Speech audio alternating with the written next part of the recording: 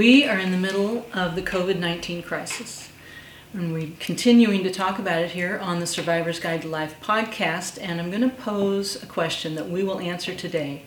What is the difference between debilitating fear and self-preserving, self-safeguarding fear? How can we have fear that is not virulent, but vigilant? We will get to that today. And so, hello and welcome to the Survivor's Guide to Life on KPCA Petaluma 103.3 FM. I'm Jenny Stevenson, your host, and joining me is Dr. Peter Bernstein. Today, we continue in our series on how to survive through adversity. Dr. Bernstein, or Peter, as he likes to be called, is a coach and mentor with almost 50 years of experience, helping people survive and grow through trauma, struggles, and hard times, the stuff of today's real life. The goal of our series is to help you discover what we've experienced, that adversity is more than a trial to endure. It can be an exciting opportunity to learn, grow, and thrive. Yeah, so you know, one of the things that Jenny's quoting from really is a article, was it an op-ed piece in the New York Times today? By, what's her name? She's Susan Goober, and it was actually last week on the 15th. It was? Yeah. Mm-hmm. I just saw it today. But anyway, the reason I say that is every day that I pick up the paper to look at op-ed or health pieces, they're saying very many of the same things we're saying to people about this particular crisis. And it's very interesting because they say it in a little different way. This lady's an extremely academic English professor who is suffering from cancer. And I've seen others that, what's his name, David Brooks, does beautiful articles. He does too, in the New York Times. And he also is a really good writer, and his is a little bit more academic. I don't know if he's that academic. Not so much academic, I think he's a little more... Like philosophical. A little more philosophical. Very good. Yeah. Very good. But I read articles every day, and it confirms to me, it gives me an update about what's going on with people and what the current thinking is. What really strikes me when I get out in public is how severe the shutdown is in our society and how people are so severely affected. And I talk to some of my friends who are nurses and doctors and people involved in the front lines. And it's really interesting because where we live in Sonoma County isn't really hard hit at all compared to what you read about New York and New Jersey. And we are grateful. Yeah, and very grateful. But yet the shutdown is just as severe. Economically, it's just as severe. Absolutely just as severe. I check with my friends that work in hospitals, and they say we're not overloaded at all. And it's nothing like what you're reading in the newspapers as far, or what you're reading about, or listening to the news on TV. It's not like that. And these people are ER type, they're emergency type people. They know how to really engage, and they're saying it's not moving that fast. It's not. What's happening here is an overkill. Yeah. And they're very strong about it. They feel that this thing is taking a tremendous toll. I think what really strikes me at this point is people have such a tremendous fear of the virus, but they seem to be much more concerned about their finances and that they don't have money. They don't have work. Their rents are due, and yet the landlords are collecting rents, but these people don't have work. They don't have any work. They're not allowed to work. So it's a very uneven situation economically, which I think probably is going to have to be modified. As long as people aren't allowed to work, how can they pay rent or mortgages? Or buy food. Yes. And this thing is, people are they're not stressed, they're distressed. Yeah. And it hurts me to see it, to be honest with you. I feel the discomfort of these folks. And I know this is very hard on them, and I get that. But what we've been talking about is something for a long time now about living in an extraordinary reality.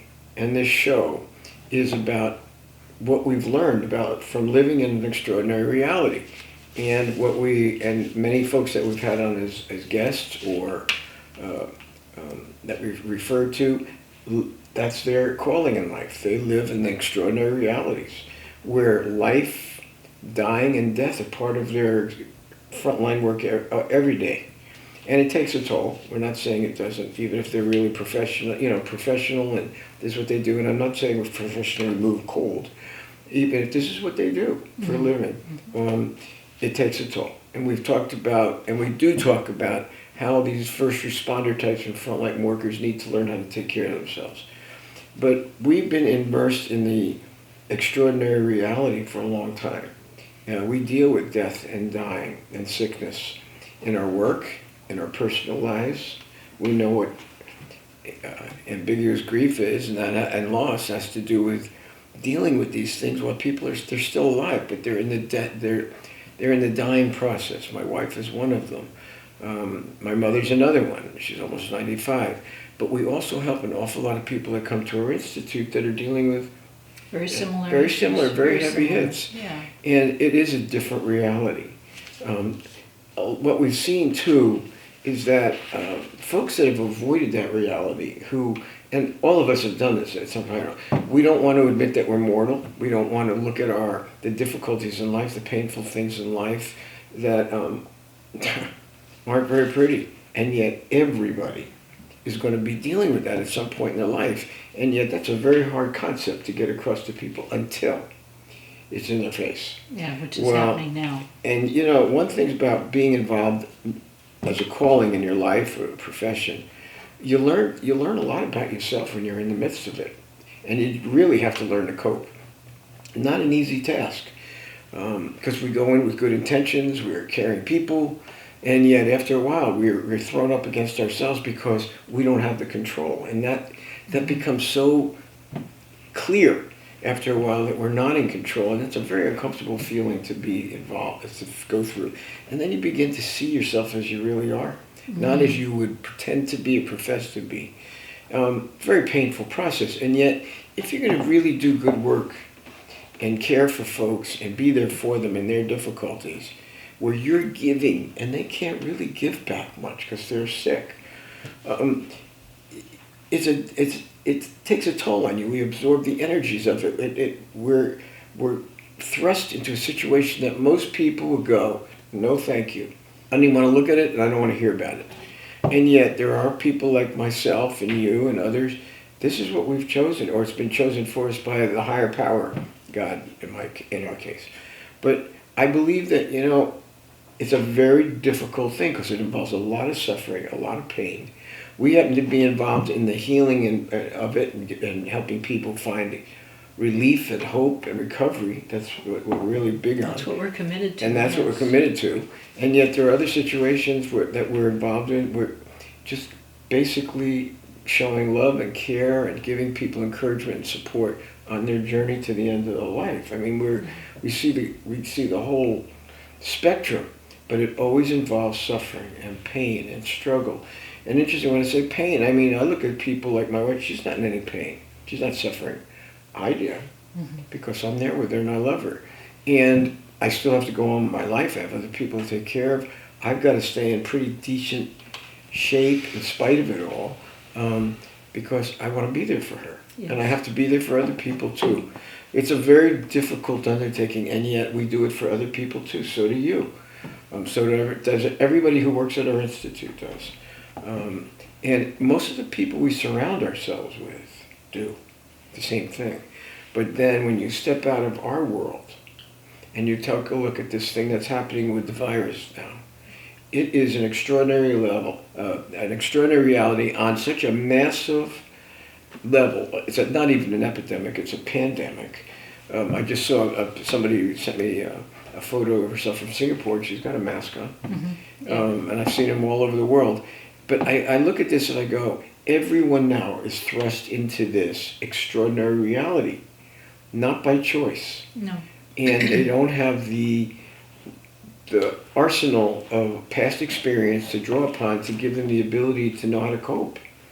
And it's like a crash course in dealing with life, death, sickness, fears of things that we didn't think would affect us. I think this is common.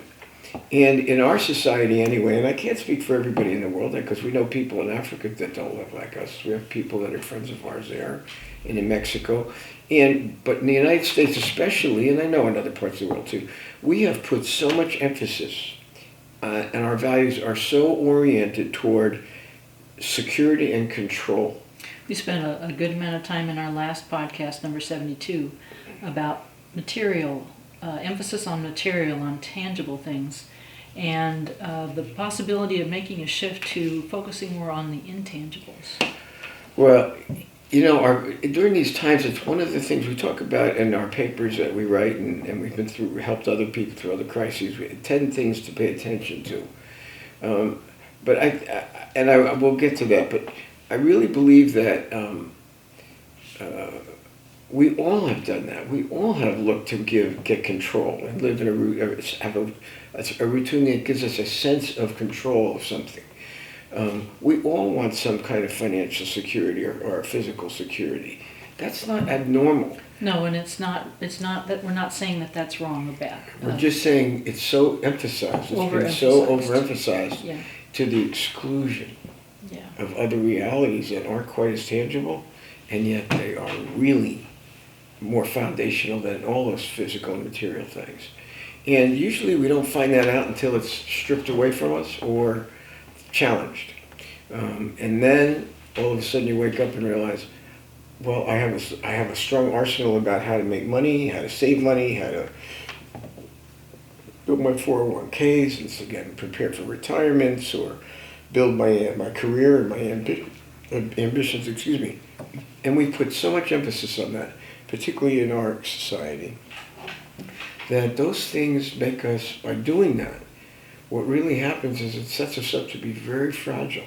Mm-hmm. Because when crises happen, and they've been happening I read the Bible, it's been happening for thousands of years. These epidemics and diseases have hit people. It's not like this is the first time. It may be to this massive level. To me, I've never seen it this big before. But I will say, when I read the Bible, they did. And they get through it. And there's the lessons that they learn. And you read about it and you go, this has been going on a long time. But they're closer, like our friends in Africa, they're closer to survival. They're closer to the things, putting emphasis on the things that aren't necessarily tangible because they don't have that much. So when things hit, they're almost much more resilient. I think about our beloved friends. We are very involved with orphans from Rwanda. And they were survivors of the genocide, the Asante kids, and we were involved with about 33 of them for a number of years since they were little kids. We loved them. They were a blessing to us. They very rarely, until they knew you, would talk about what they experienced and went through. And yet they were so positive and so encouraging and so capable. And they had a wisdom that went far beyond their years in many ways. And you wonder how that happened. And then you hear about eventually what they went through, what they witnessed. And it almost takes your breath away to hear the horrors that they experienced from little babies, little children, that it's hard to believe. And yet they don't walk around discouraged, despairing, filled with self-pity. I rarely saw that. And they're so positive and embracing of life. I love being with them. It was very healing to me to be with them, to give to them, to care for them. That really was uplifting to me. But I used to look at them and these little kids. They had more character and more strength than a lot of the adults I know in our society. And that's not the outcome that we would expect looking at them that way. Not from our society. Let's talk a little bit more about that after our break. Mm-hmm. You've been listening to the Survivor's Guide to Life on KPCA Petaluma 103.3 FM. We'll be back after a short break. Welcome back to the Survivor's Guide to Life. I'm your host, Jenny Stevenson. Peter and I are again talking about the COVID-19 pandemic, this extraordinary reality that we all find ourselves in now, and how it can be a confrontation. This time can confront us as to where we have put our value and our priorities in life. Yeah. In our last podcast, 72, we talked about material, tangible things and how an overemphasis can blind us to some of the true values of the intangible. Just before our break, Peter was talking about a group of young kids from Rwanda and Burundi that we were involved with supporting and helping, and how the horrible genocide, you would think, would have scarred them and possibly broken them for life, and in fact the opposite is what's true. I think so. I think it's one of our favorites. Patrick is a real survivor. Takes care of his little butt. But when I saw him so many times sacrifice things that he could benefit from to take care of his fellow, what do you call them? They were orphans. Yeah. And particularly the kids from Burundi, who were much less developed because of... They were not only emotionally or intellectually, they were physically stunted. And I remember times that I saw a sacrificial caring that I rarely see in the United States. These were young kids that could do that. I love Patrick, of course, is one of my favorites, but he was also one of the strongest survivors out of them all. Yes, he was. And he was a real celebrity and star. These were all singers and dancers that came and supported their orphanage, they called their school in Rwanda, by performing at different churches and raising funds to help support the schools and the other so they kids stayed back here home. for quite a bit of time. They stayed with us quite a bit at our, I want to say at our ranch, but the in-between ranch. And they had a great time, and so did we. It was a very healing time. They had a sensitivity to my wife before we did, and they knew something was wrong. And they just had this intuitive sensitivity, how to come alongside and they used to literally just be with her. And not just comfort, whatever she needed, they would just pick it up very sensitively and not intrusively and just take care of things with her. I was amazed to see it. Later on, we realized that she had earlier strokes that didn't show up in testing too much later. These kids picked up things like that. They had that intuition. Amazing. But they live so much closer to survival than we do. Kind of elemental parts of life. They do. And I know I got some texts from a number of them this weekend and some pictures, and they are struggling with the COVID crisis there too. Mm-hmm. And yet I know that for them, that's not so far off of their normal routines. It's not feeling like a crisis to them, probably, in the way that it is for some. Not the way, but for us, it's hitting hard. Yeah. As far as what the masses are reacting to and responding to, they have a long way to go, because this is a crash course in reevaluating your life, reevaluating your values, looking at things that you haven't taken time to evaluate or look into that really needed to be for so long because you're so busy earning, getting ahead, surviving. We've all done it. So you can't sit here. I know I can't sit here and be critical. In my number of years now, I certainly have not been in the same frame of mind that I used to be, but I used to be just like that. Probably more advanced and successful than a lot of people. And boy, did I emphasize the material things because I like nice things. And today, I don't say I don't like them and appreciate them. It's just that I know there's other things that take precedent. So we know that, Jenny knows that. Many folks that we know who are caregivers, first responders, nurses, doctors, social workers, caseworkers, people that we know from hospice, various hospices. The caregivers from other countries. We have a team of 5 that work for us, and one of them's from Fiji, and her husband. It's amazing how they have an openness to this kind of thing that's so much more intuitive. And as strong as they are, they have this openness and this vulnerability that is something that we need to have more of. And they're much easier to be with many times. I know I'm generalizing, there's plenty of probably that aren't. The folks that we know, though, honestly, boy, when something's going on, you know it. I know one of my, Martha, who's on our team, she's brilliant. Used to be a teacher in Fiji for 27 years.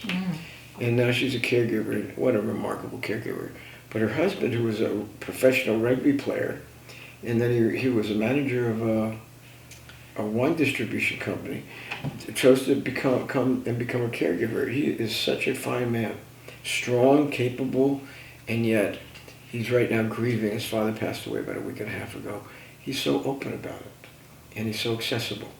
Let me stop you for a moment and ask you, how is that a benefit? How you said that that's valuable, and I agree with you, but how is it a benefit or help for them to be open and vulnerable in difficult situations? What does that allow to have happen? Well, I think frankly, I think it promotes resilience and healing. I believe in it. And I'm one of those strong guys anyway, strong types. And yet, what I learned over many years is that the real strength didn't just have to do with my physicality or my aggressiveness. It had to do with something that I was able to discover with mentoring and help. And that was, the real strength had to do with allowing myself to be vulnerable at times too, and weak, and open and receptive and responsive, to ask for help, not just give it all the time. And I realized it took a real strength to do that. And but the thing that it also does is it promotes healing. I know that I've been in a number of situations in my life and other people where the grief was very strong. And what I saw was, when it hits, it's as strong for me as anyone.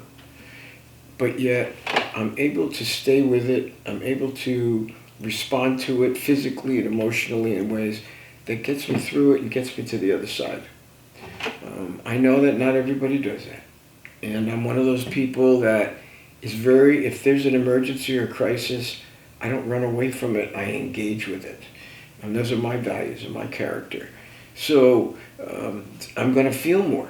I'm going to be involved in more. I'm going to learn more about myself, I'll tell you that, than the folks that would stay away from it or run away. And we also have found many people run away and don't want anything to do with it. I don't blame them.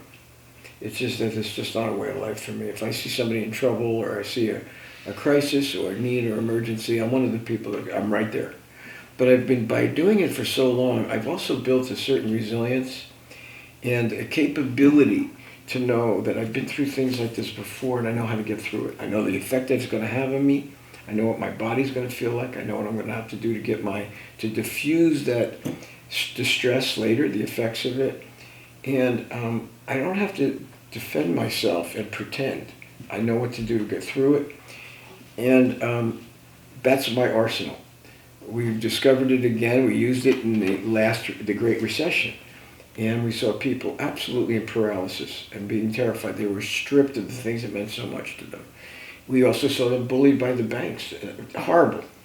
And I remember we watched it for a while in our community. I said, we've got to do something about it. How did I know? I've been there before. And I realized I know what it takes to get through this. And these people need a new set of responses.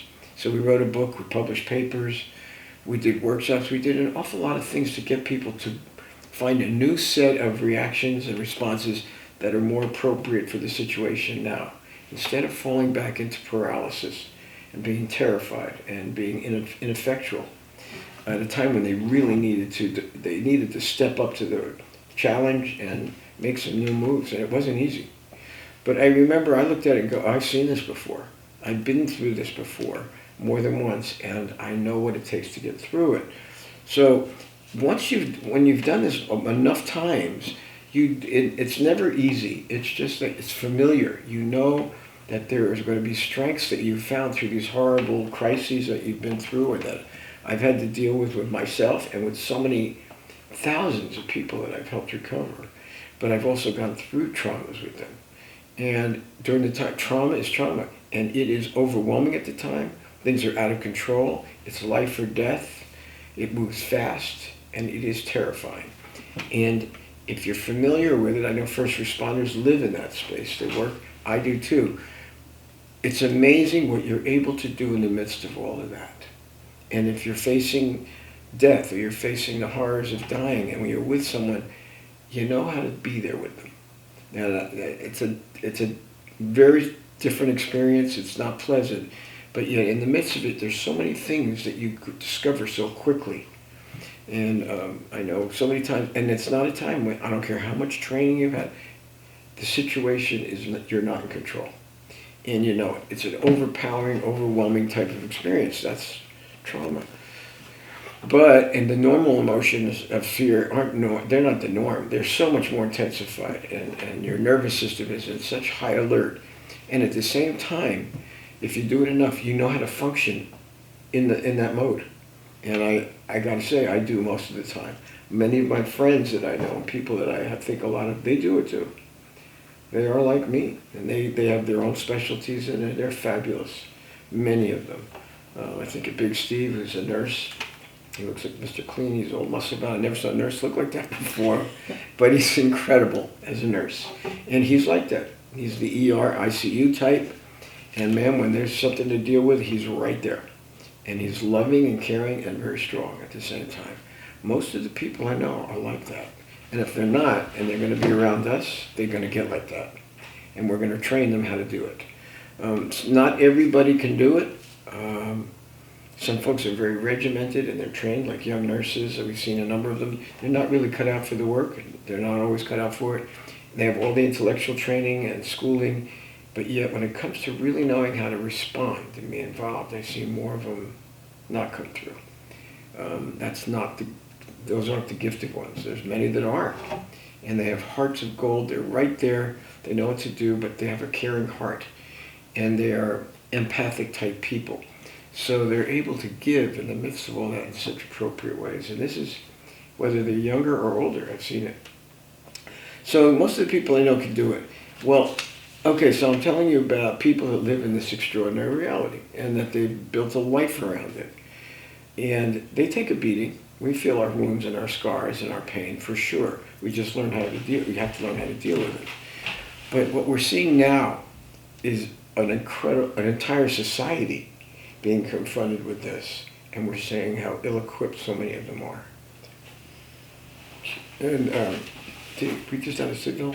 We just had a signal. Yeah, we're almost at a break. Mm-hmm. I think we can talk about that when we come back, but I think that there's going to be good that comes out of this. Now, I can't say what it's going to be, but I know I have hope because I've been through these things before, and I've seen people go through a lot of reevaluations.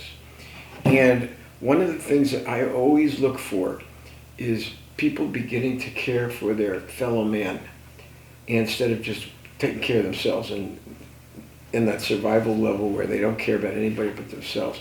I think we've pretty much been in that now for since the beginning of this crisis. I see it modifying a little bit.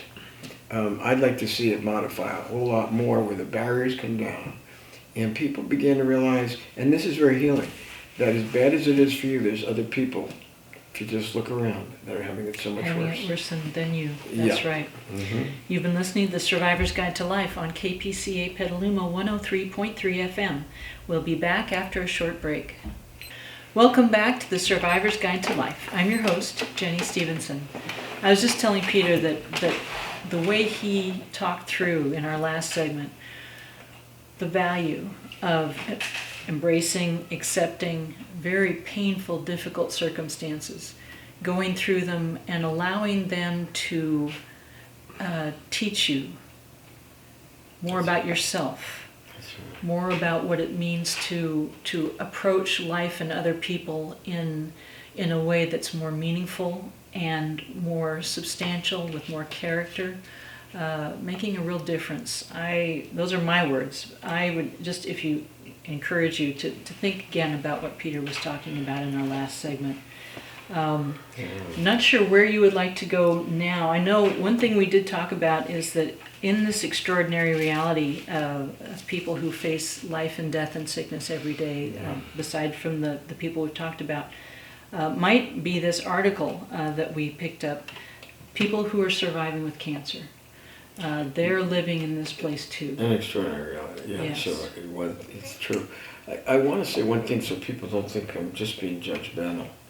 We're not the kind of people who profess you're not going to feel. We don't feel what other people feel. That's not true. We get wounded. We feel scars and wounds and pain also, just like anybody else. Our responses to it are different, but that doesn't mean we don't feel the same things. And for those folks that run away, yes, I'm not the most empathic person about them because I look at them and it's the truth. I'll go, where are you going in the face of all this? Try to stop somebody. Sometimes you can. If Jenny used to be a runner, she's not. Yeah, And I remember when she was younger, I was able to really stop her and turn her around. But she was smart enough to realize something was needing to happen. But there's other people that I've seen this, and this is the part that's unfortunate. A lot of the folks that run always find their way to justify what they've done. It's either somebody's fault or they feel shame. that's They feel shame, and when you feel shame, you don't want to feel that. You want to turn it around and put it on somebody else. yes, or they feel such fear, but they also feel the shame that you're talking about. Yeah. So instead of admitting that, and we've all felt that. See, that's the thing. That's the other thing about being open and vulnerable. Like you said, if you can be open and vulnerable, you find out that everyone goes through that. Exactly. So it's not like we haven't felt it. It's just our reactions to it are different. It's like almost owning it and taking some responsibility of, I got to get through this, and it's important for me to be here for that person or in this situation, period, as painful as it may be. And that probably is the one different, that is a different reaction instead of wanting to run, and we all have, part of us wants to. The other part goes, don't stick it out. The person needs you, the situation's calling for your involvement, and you got to be with them. And that's all there is to it. They're in a crisis, it's an emergency, they're facing life and death and sickness that could take them to the end of their life. The situations could be so dangerous. This is where you got to be. Now, I can understand why people want to run away. We all feel that too. The key really is, instead of blaming everybody else and saying, well, I ran because of this, and it was this person's fault to that. I mean, I've seen that and heard that many times. People will do a lot of things sometimes to justify that behavior because they are so ashamed and so fearful. That to me is an extremely unfortunate reaction. I don't think that they're really understanding there is a fear that's helpful and makes us vigilant. Right. And then there's a fear that's virulent. Virulent, debilitating fear. And that's different. That's like this totally overwhelming, destructive fear that has a voice of its own and that runs your entire show. And vigilant is something where we need to have today, and that has to do with taking the precautions it's called for. How far people go, that's a different story. And I frankly have a different take on it. Sometimes I see overkill, and at times I see that more needs to be done. But a lot of times I know in the area we live, it's really being overdone right now. And yet, there is a fear that brings about precautions, washing your hands, using a certain kind of disinfectant and cleaning the surfaces. And if you go into a public place, honestly, these days, I can see where I wear a face mask. I hate them, but I do wear them. But there's other times when we're out in public, I'm not going to wear it. And I see many people are so afraid to even step out their door without wearing a mask. There is an extreme on one end or the other of being foolhardy and being very, very panic-driven. And yes, there's healthy fear right somewhere in there. Yes. Taking those precautions. I know. And it's happening on such a great scale, an important scale. I've also seen people not be very nice to each other. They're just really out for themselves and protecting themselves. I've seen that in every crisis. I also think there may be some modifying happening. I expect to see the barriers begin to come down eventually, and people begin to genuinely care about each other again. I think more and more of that is happening. I don't want to get too far ahead of myself because I don't see enough of it, to be honest with you. But I know I've seen it before in other crises that will begin to happen. That's a good thing that comes out of it. I see people reevaluate their lives during these things. These crises also wind up slowing you down, and it takes away your routines, and you're left, you gotta you're left looking at yourself. Not easy. No. And I think people who are used to structure, or corporate folks that are, they have the corporation take care of it, all of a sudden they're on their own. Yeah, and they don't know how to self-start. And that's a loss. It's a handicap. You can learn it though. This isn't something that you can't learn. You can learn it. You can learn it. The other thing too is that so much now is out of our control. Absolutely. And you can say control is a bad thing, but or over control is a bad thing. But there, structure, some structure to daily life when so much of our regular life has been disrupted, can be a helpful thing. Yeah, and I do believe there's healthy control too. And when we feel like there's no control, then we've got to start looking for things that we can have some control over. Building new routines, doing new things that we haven't done before, beginning to find ways that we can manage our environment and our life a little better, even under very unusual circumstances like now. That to me is important, and we do need to do that.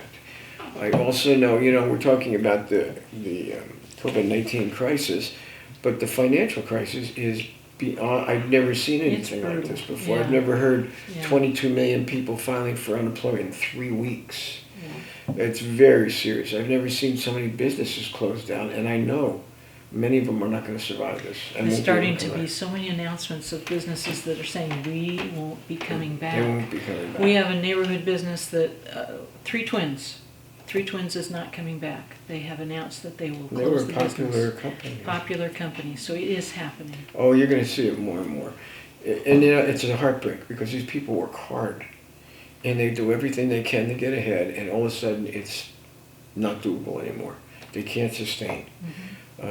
That hurts me to see that, because we're not talking about people that are just living off everybody. These are hard workers. They're hard, and the margins were narrow, and now they can't. Well, that's the continue. thing for a lot of businesses. The margins are very narrow. Yeah. So if things don't work out, that margin gets wiped out, whatever they do get out of it, very quickly. And I have many friends that have businesses, smaller businesses, that work hard. They've been rather successful, and they're wiped out already. Yeah. They're wiped out. They're finding ways.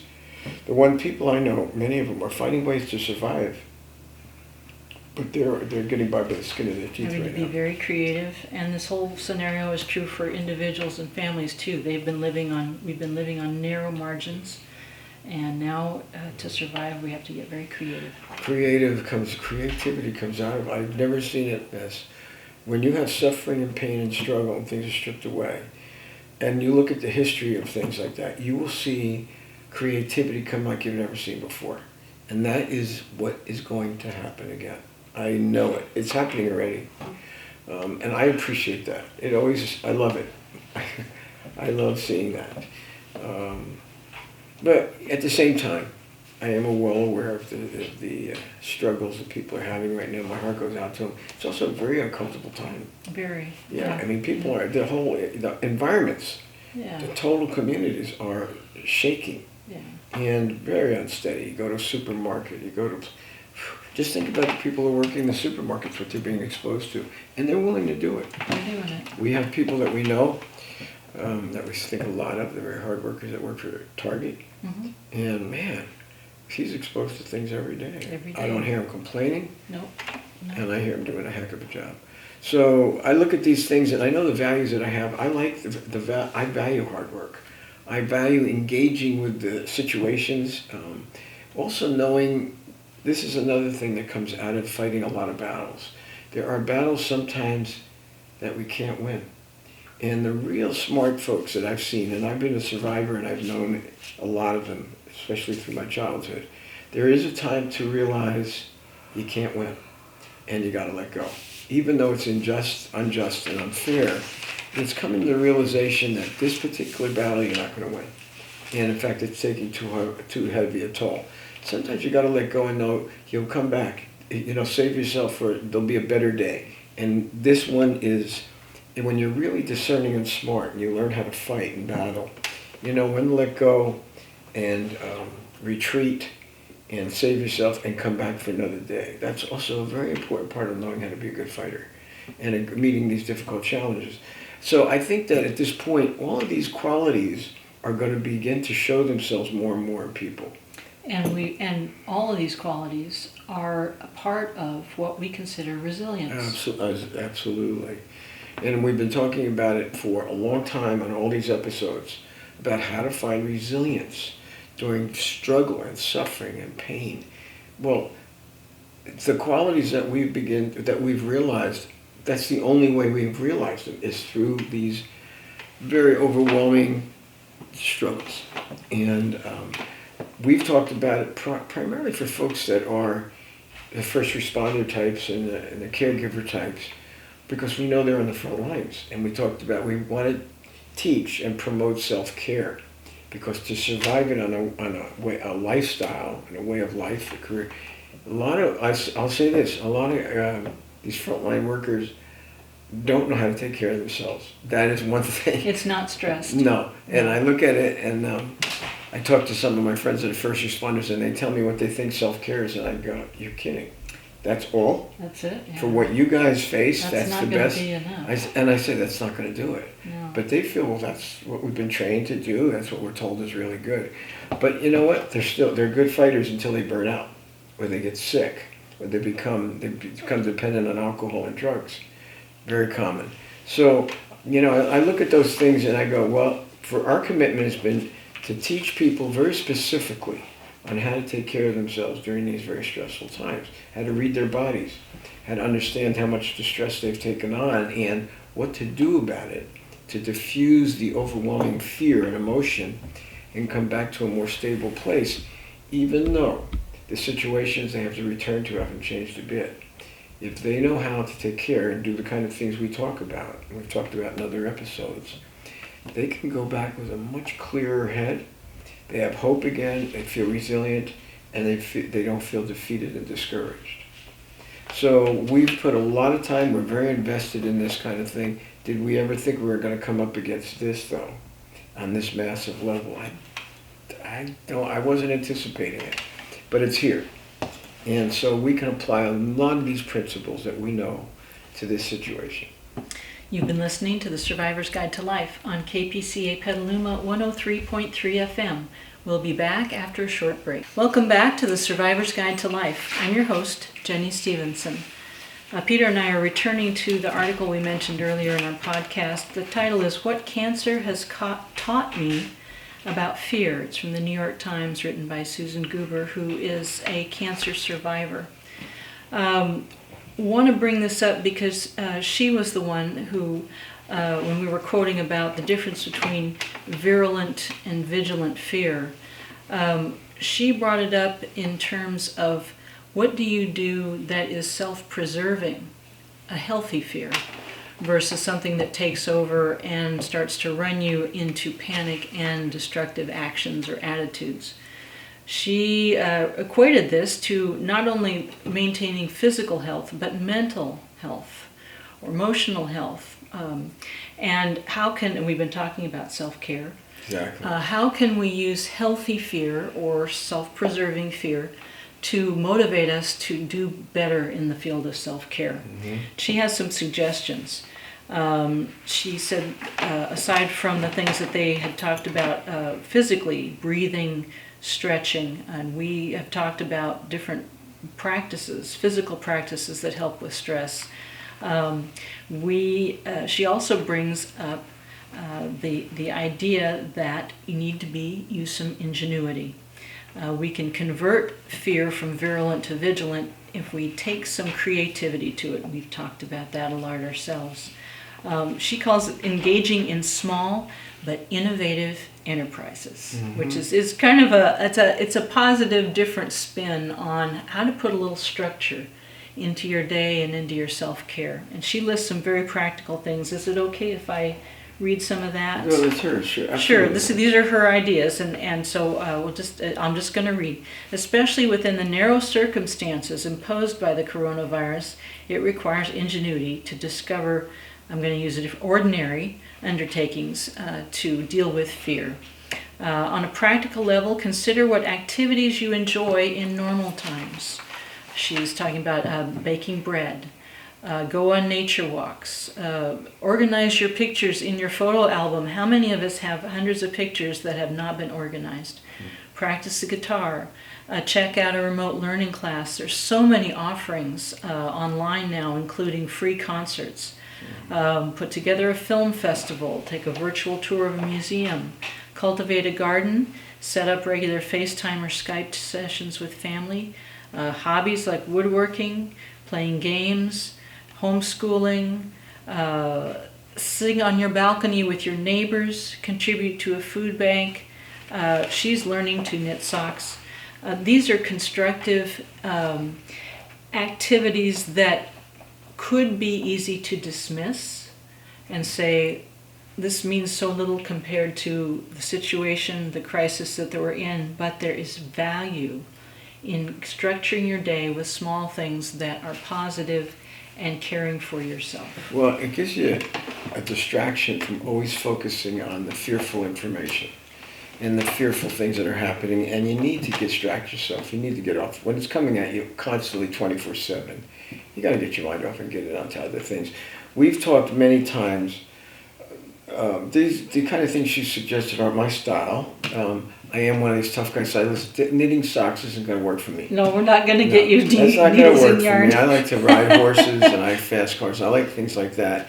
I like to work out, and yet all the gyms are closed. So developing new routines at home are something that I began to do, and I haven't done since I've been in high school. In fact, one of the very special ladies who works with us, Colleen, has now become a certified trainer for middle-aged. Fitness trainer. Mm-hmm. And you know what? What an opportunity. I've been in gyms for years, and I look at trainers and I go, I know more than they do. No, I don't.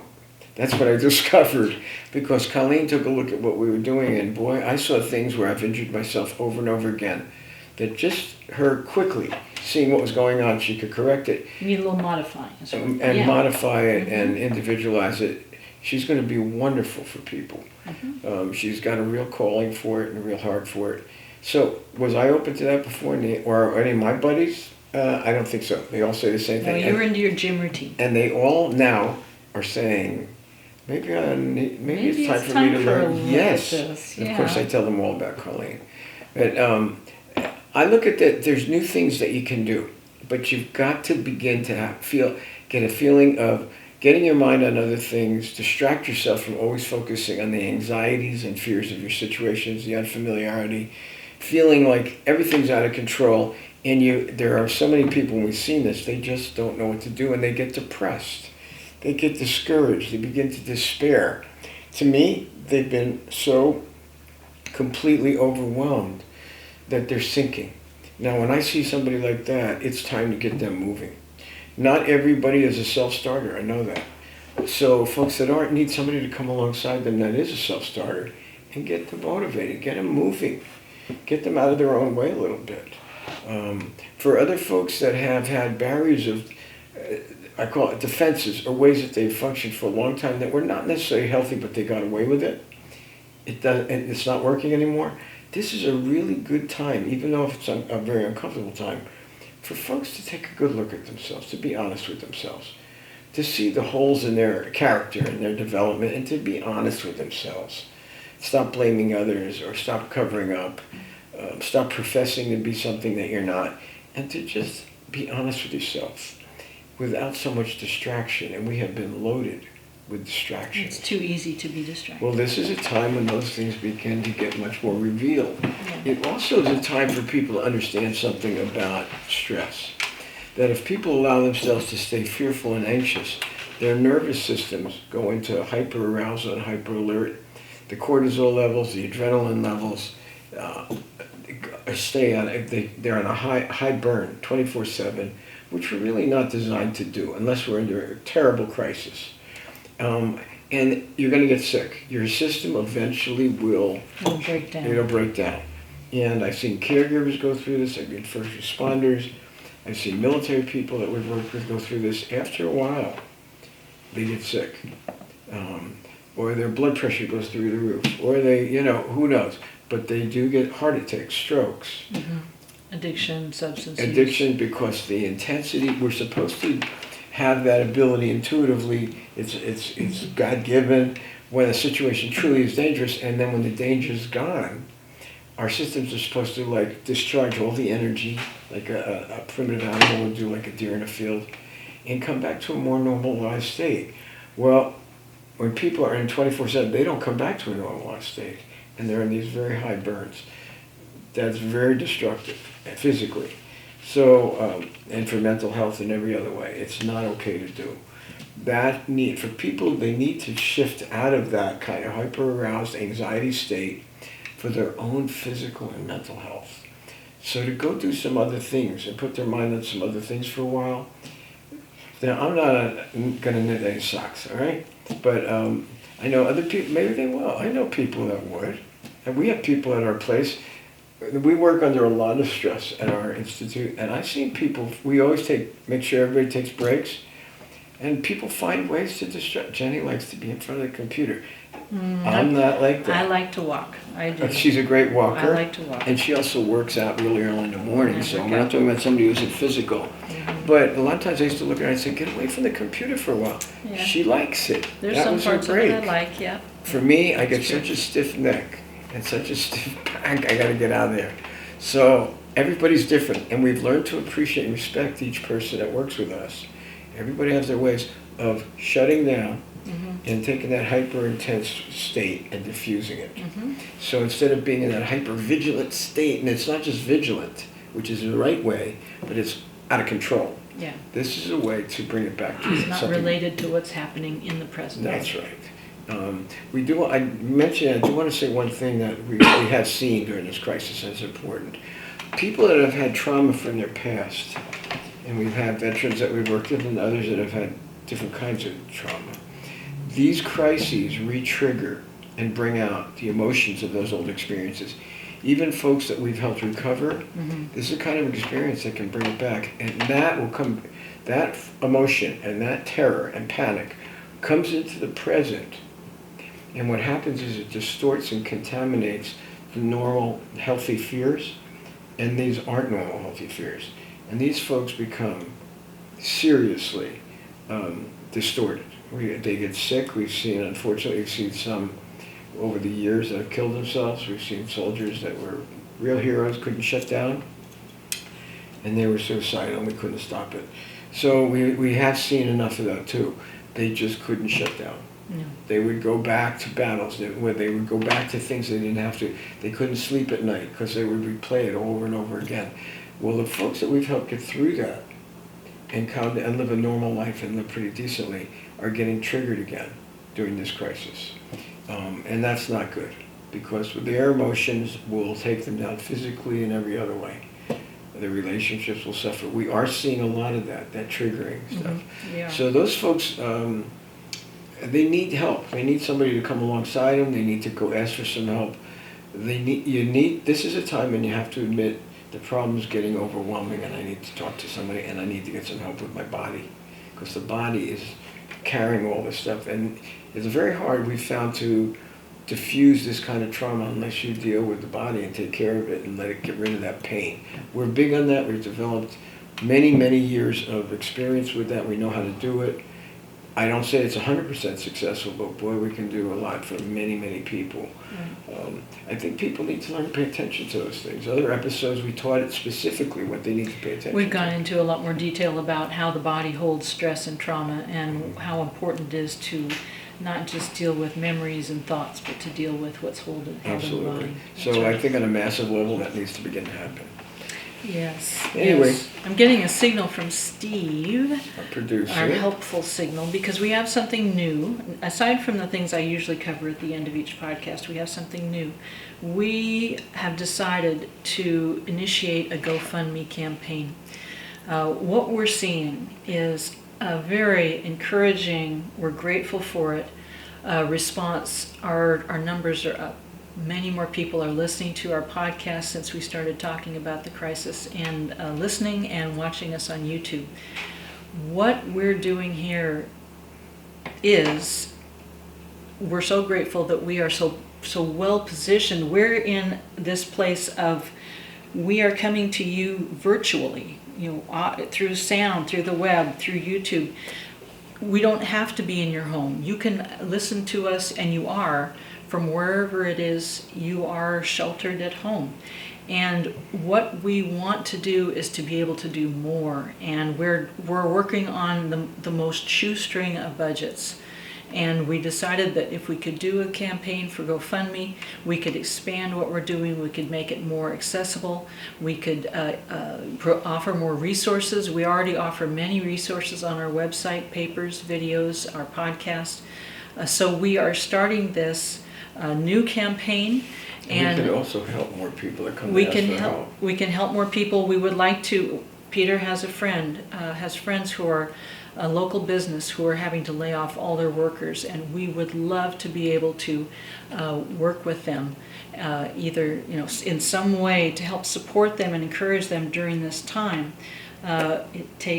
Unfortunately, it takes some funds to be able to do all that we would like to do. We donate a lot of our time, but comes a point where we could use some help, and we're asking for your help. We're going to be starting a GoFundMe campaign. This is in addition to the ability to donate to what we're doing through the Sonoma Coast Trauma Treatment website, sctraumatreatment.org. There is a donation function there. We'd still love it if you would like us on Facebook, follow us on Instagram. We are on all the podcast channels on YouTube.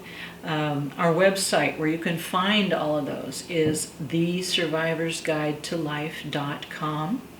If you wanted to get in touch with Peter or I, we are at 707-781-3335. We are supported by SCTT, Sonoma Coast Trauma Treatment, a 501c3. Your email. My email, Jenny at bernsteininstitute.com. I think I did it. And you covered a lot. So please help us do more. We want to do more for the people who are out there and for you. We do want to be more responsive as much as we can. Yeah, you can help us do that. Thank you. Thank you.